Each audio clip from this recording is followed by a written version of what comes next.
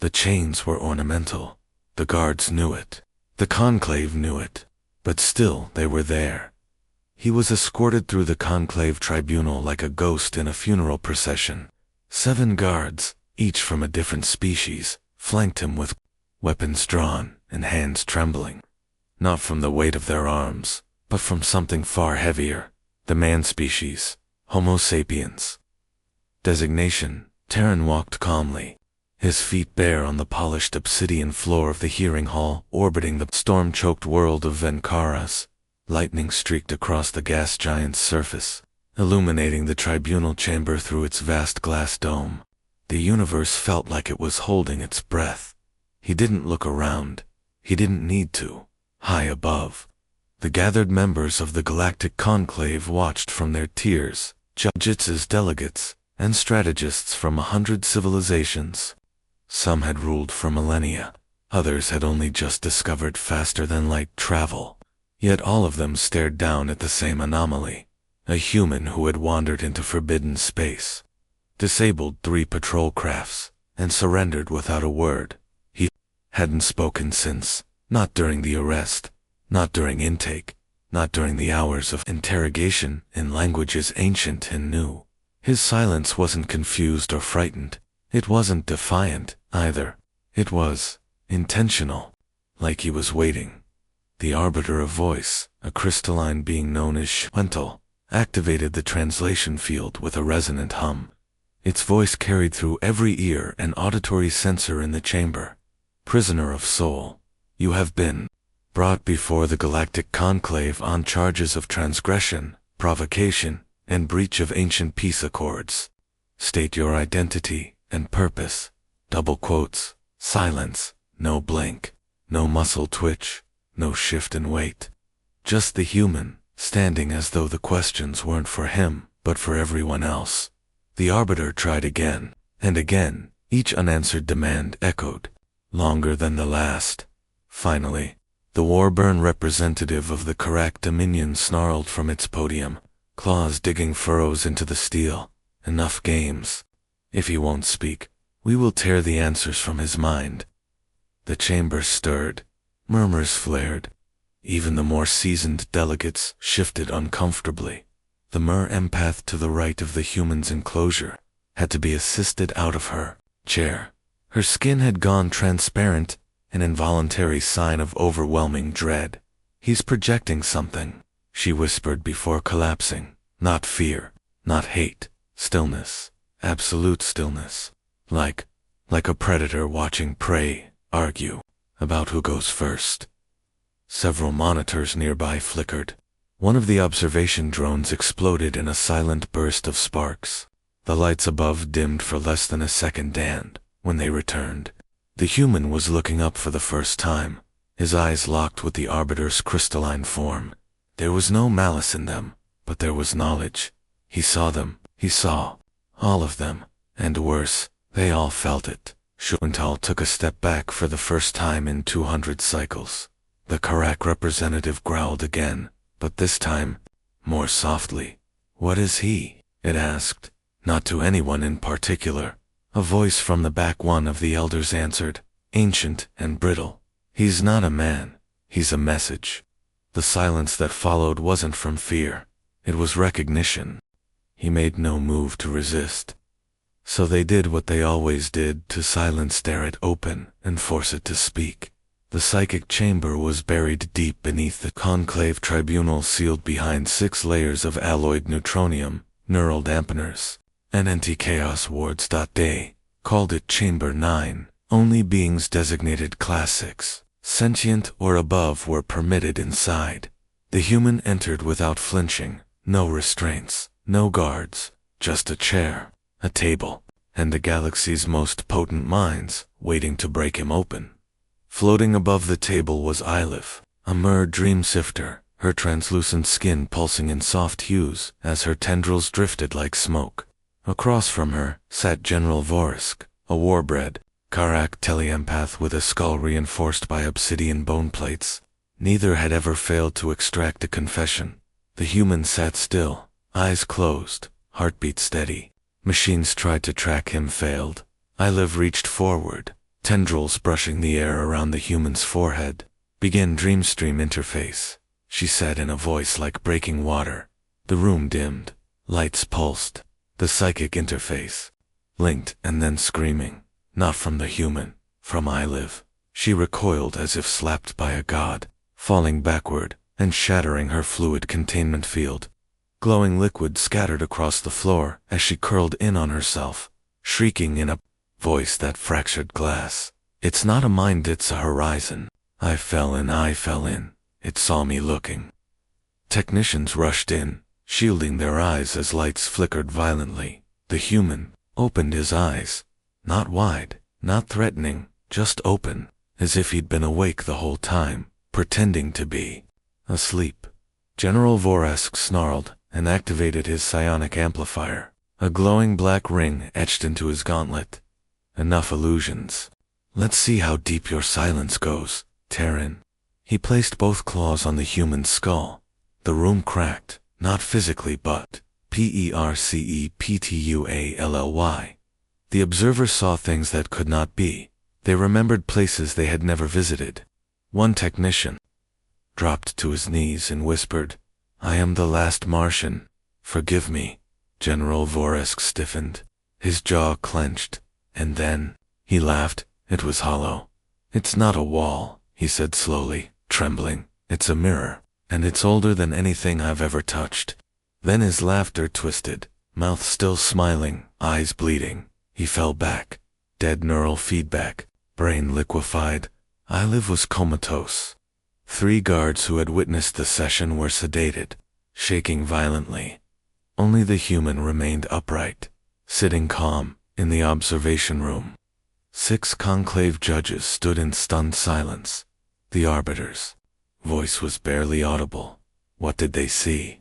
No one answered, but the recording captured a single image broadcast across all psychic channels at the moment of the feedback spike. A field of black stars, a broken planet, suspended in orbit, one half burning, one half frozen, and standing on the edge of it all. A single human silhouette, arms folded behind his back, watching, waiting. He hadn't moved in 17 hours. Yet somehow, the security feeds showed him standing, in all 4 corners. At once, the observation team stationed outside Cell 7 wasn't new to anomalies. They'd studied telepathic wormborns contained blacklight, species from neutron stars. Even once interrogated a creature that existed 2 seconds out of sync with reality. But none of that prepared them for the human. The cell itself was designed for Chaos-class prisoners, pervious to kinetic, thermal, quantum, or mental tampering. The walls were smooth, neutron glass, updated every hour by cleansing nanites. Surveillance was triple-layered, optic, thermal, and dimensional trace. Yet still they lost track of him. At precisely 0300 standard time, the footage looped. At first, the observers thought it was a glitch, a minor error. But when they reversed the feed, frame by frame, something changed in the stillness. During a 4-second interval, when no movement was expected, the human stood up, but not like anyone had ever stood. He didn't rise from the bench, he was suddenly upright, in the exact center of the room. No frames captured the motion, just a cut, a jump, and then, in the next moment, he was sitting again, exactly where he had been before, only now. The walls were not the same. A low-priority maintenance drone, dispatched to clean the surface, halted at the cell door. It scanned the interior and refused to proceed. It's a high flagged something no technician could explain. Conscious reflection detected. When the team manually accessed the internal feed again, they saw it, writing dot symbols etched into the neutron glass, stretching from floor to ceiling. Dozens, maybe hundreds of them.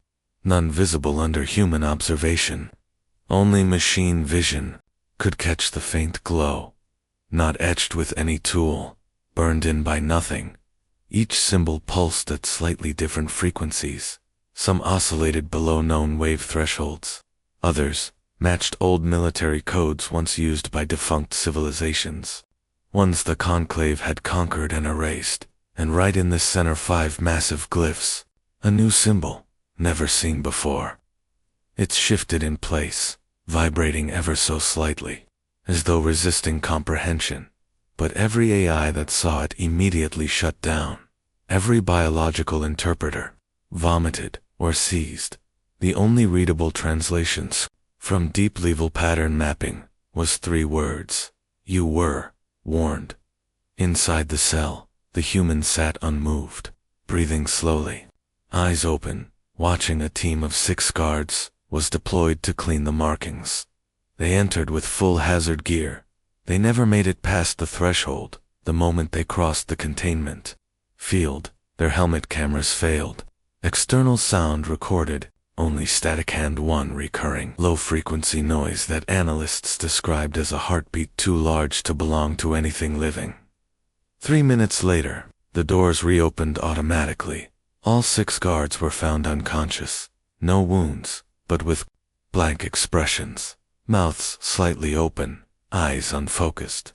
They were alive, but different. One began writing the unknown symbols with his fingers in the air. Another whispered. He seized the watchers, over and over, until his vocal cords tore. All were quarantined. None responded to questioning, and inside the cell the human remained. He looked up at the corner camera, and smiled, for the first time. The panic didn't begin with screams, it began with stillness. Every galactic conclave vessel, research station, diplomatic post, and backwater relay received the same broadcast. It bypassed encryption, mocked firewalls, and ignored physical location. There was no signal source, no direction, no origin.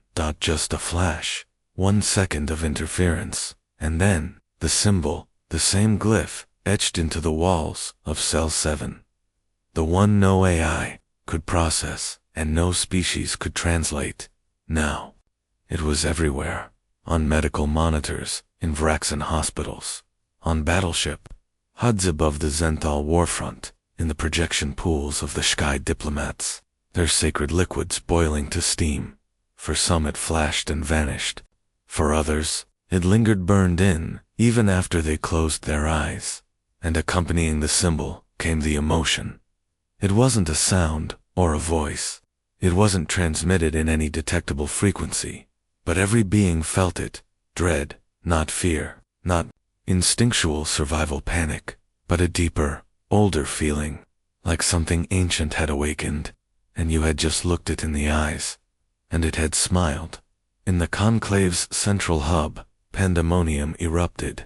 Dozens of species screamed over each other, in emergency debate. This was a weaponized, psychic transmission. No, this was cultural memory, resurrection mass level. It triggered genetic memory. Saw things my ancestors didn't survive. Was it the human? Did he broadcast it? The Arbiter of Voice activated the chamber's emergency lockdown. High Counselor Drevok, a silicon intelligence from the cold spiral, projected an overlay of neural response data. Every brain that received the symbol registered an anomaly. One common pattern, a memory that doesn't exist. What kind of memory? Someone asked. Dre. Single quotes, standing before a silent, broken earth. And knowing we were being watched the whole time, all eyes turned to the screen displaying Cell 7. The human was no longer sitting. He stood at the far wall facing it, hands folded behind his back, as if observing something only he could see. One by one, screens around him flickered, not malfunctioning, like they were connected to something outside the room, or outside time. Then came the second wave. Ships began turning back. Convoys abandoned missions. Scouts near the Soul Exclusion Zone reversed course, sending back short, terrified bursts of messages. Something's waking up. We didn't cross the line, but it knows we thought about it. I saw myself dead, not just me. All of us. Even the militant Karak warclan screechers that once devoured stars for ceremony are retreated from Earth space and deleted their own navigation logs to erase the route. In Cell 7. The human turned, not quickly, not dramatically, just enough for the surveillance drone to catch his gaze. His eyes had changed, no longer brown, now black deep and starless, as if the void had looked back. No words, still no sound, but the message had been received. Warden Ketal had never lost a prisoner, built like a living mountain. The Karak-born tactician had overseen the holding and execution of everything from subspace parasites to Class 9 thought beasts. He didn't fear anomalies. He studied them. He watched the humans feed in silence. Rewind, pause, zoom. Nothing made sense. A man who didn't eat, didn't sleep, who sat as if every second were his to grant. A man who caused psychic collapse by existing in a chair. Ketal's claws tapped against his obsidian gauntlet. The others in the observation deck argued and retreated behind red tape and research logs. The warden had a different method. Open the cell. The technician flinched. Sir, this being is unarmed, unmoving, silent. He looked through the glass with a sneer. He's a bluff. Ketal entered the cell alone.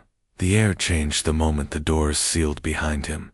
Temperature dropped by 4 degrees. Not physically, sensor readings remained normal, but still, he felt it. The kind of cold you didn't measure with tools. The kind you remembered from childhood nightmares. The human remained seated, hands resting on his lap, gaze downcast. Ketal approached slowly, heavy boots thudding with authority. You've made quite a mess, he said. Fear, retreat, prophecy. He snorted. You're not a threat, you're a symbol. That's all humans ever were. No reply. Of course. Ketal removed his energy staff from his back and planted it in the ground between them. Its pulse echoed through the room. We'll end this now. The human looked up, not fast, not startled, just enough to meet the warden's eyes. Ketal took a step back without meaning to. The human's gaze didn't glare, didn't burn with defiance. It simply acknowledged him, as one might glance at a watch before deciding whether to speak before or after the explosion. Ketal growled, raising the staff. You want to scare the galaxy? Fine, but I don't flinch at stories. Then nothing. His grip froze. Muscles locked. The lights dimmed. Outside the chamber, alarms sounded. The feed cut out. Exactly 15 seconds passed, when the emergency override re-engaged. The observation crew flooded the screens with failsafes. Cell 7 reappeared. Ketal was gone. No blood, no struggle, no broken gear. His staff stood untouched, and the human was standing now, calmly, silently, as if nothing had changed. But he had moved, and for those who'd watched him remain still for days, that single act hit harder than a weaponized strike. The room's lighting flickered again. Briefly, and on the walls, a new glyph appeared. This time, the translation didn't require AI decryption. It was simpler. He understood. Too late. No screams, no sound. Just the loss of a warden, one who had believed control was power. The Conclave archives were a maze of dead knowledge, billions of years of galactic records, sealed in quantum decay encryption and overseen by an AI. So old it had rewritten its own origins 6 times. No one went into the core stack without authorization, from all 7 ruling species. But after Warden Ketal vanished and the human rose from his seat, everything changed. Emergency Council protocols overrode the standard chain of command.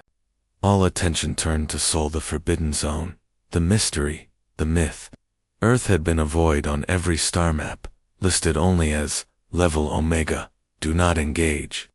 But no one remembered why, until a researcher, not even a high-level one, just a linguistics AI assistant, noticed a flicker. A recursion loop in the archive log, triggered when Cell 7's footage was played next to the symbol the human had burned. Across the galaxy, that loop opened a door, a black sealed file, no metadata, no tags, just a blinking title, Black. SUN Record 0. The AI refused to open it. Not out of protocol, but out of refusal, as though self-preservation was finally working. so they forced it, and the galaxy remembered it wasn't the first contact with humans. It was the second. What followed was a series of visuals enchant and degraded, yet burned into every viewer's psyche like prophecy. Vast fleets crumbling in silence, not from weapons, but from absence, engines failing, systems erasing themselves, as if their very existence had been declared obsolete. Humans in obsidian armor, walking through vacuum like it was atmosphere, turning battles with a gesture. Entire worlds pausing in their orbit just to let them pass. One transmission, clear through the static, spoken in a voice that was both many and one. We do not conquer, we remember, and when you forget, we return. The visuals faded. Silence filled the chamber.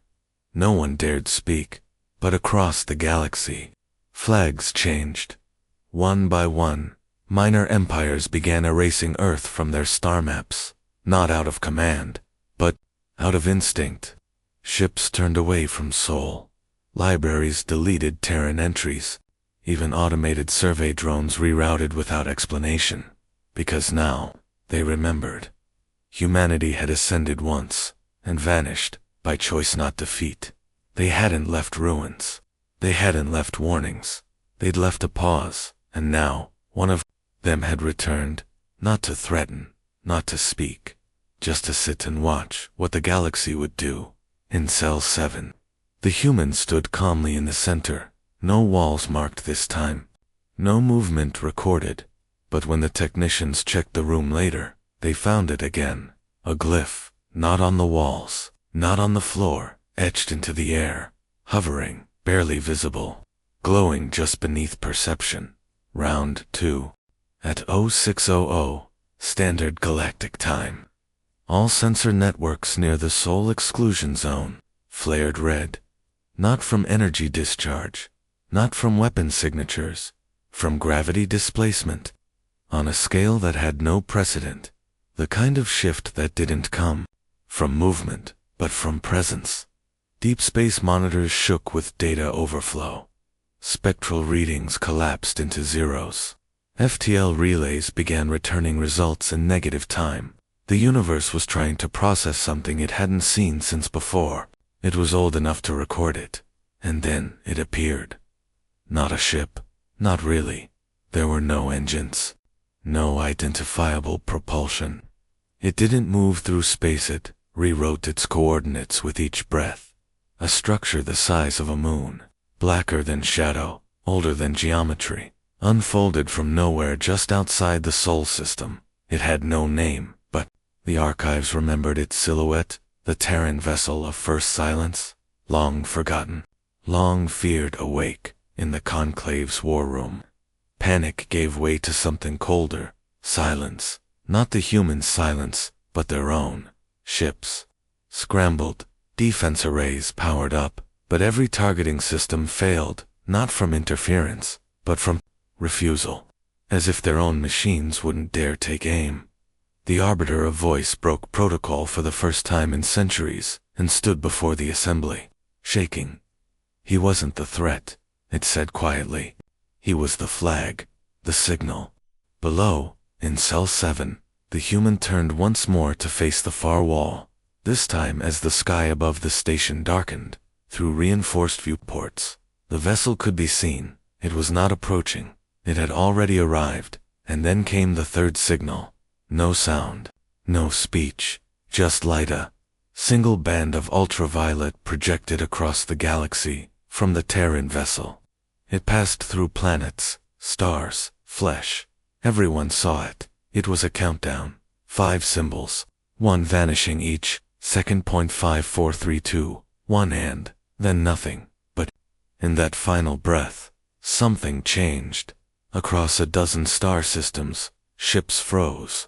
Not powered down, froze. Time stopped for them. Weapons rusted in an instant. Organic crew aged decades in seconds. Entire fleets went dark, drifting, not attacked, judged. Only the ones who had tried to interrogate the human, the ones who had tried to weaponize him, to crack his silence like a shell. Every species that had watched from a distance, they remained untouched, but those who had demanded answers from Earth's envoy were removed from the board, and just like that it was over. The Terran vessel began folding back into its impossible geometry, disappearing without motion, not leaving, but resuming patience, as if it had simply looked in and found the test results satisfactory. In Cell 7, the human was gone. No breach, no signal, no explosion, just gone, and in his place, one final glyph, scorched into the center of the room, on every wall, and even across the air like vapor. We remember who forgot. They never found out how he left. One moment, the human was in Cell 7, standing where Warden Catal vanished, eyes fixed on the stars beyond the viewport. The next, he wasn't. There were no alarms, no breaches, no energy traces, just ... absence, and, in his place, a void deeper than space itself. One technician stared at the recording, frame by frame, for hours. She whispered to herself before disconnecting her console permanently. He didn't vanish. He was dismissed, like his time here was finished. The Terran vessel was gone as well. It didn't leave with fanfare. It simply folded space around itself, like paper, and vanished between two atoms of time, and with it, the weight, lifted sensors, returned to normal. Ship systems rebooted, stars shone again, but no one celebrated, because something had changed, across the galaxy. The event became known simply as the witnessing, and everyone remembered it differently. Some remembered the countdown, others remembered a face not the human's, but a shadow that stood behind him. One delegate remembered being a child again, looking up at a burning sky, and knowing it wasn't theirs anymore. 1,000 stories, one conclusion: Earth was never silent. It had just waited long enough to see who would respect the quiet dot. In the weeks that followed, systems began updating themselves without input. Star maps now listed Sol not as forbidden, but as unapproachable. Ancient empires voluntarily sealed their borders. Pirate fleets disbanded overnight. Weapons manufacturers in 3 arms of the galaxy halted production entirely, citing irreversible comprehension. And strangest of all, a conclave delegation was dispatched to Earth, not to invade, not to interrogate, to apologize. They sent a drone through the edge of the exclusion zone, just a simple, unarmed envoy with a written message encoded in every known language. We misunderstood your silence. We will not disturb it again. The drone never returned, but moments later, every conclave ship received a final, identical transmission. No image, no sound, no words, just a pulse, not threatening, not invasive, just present. And within that presence was understanding, forgiveness, and a warning. Back in the tribunal chamber, the arbiter of voice stood alone, its crystalline core dimmed. It no longer held court. No questions remained to be asked. It stared out at the stars for what felt like cycles. Finally, it spoke not to anyone, but as a record. One last file for the archives. He never opened his mouth, but he spoke in symbols and silence, in memory, in consequence. And now, the galaxy listens again. We do not understand Earth. We are not meant to. Some say the human was a test. Others say he was just a message, personified, a letter, hand-delivered by a species too powerful and too patient to waste ink. But whatever he was, wherever he went, the galaxy still speaks his name in whispers. Even now, ages later, pilots swear that if you drift too close to Sol, your comms will catch static, not random, a single sound, like a deep breath being held.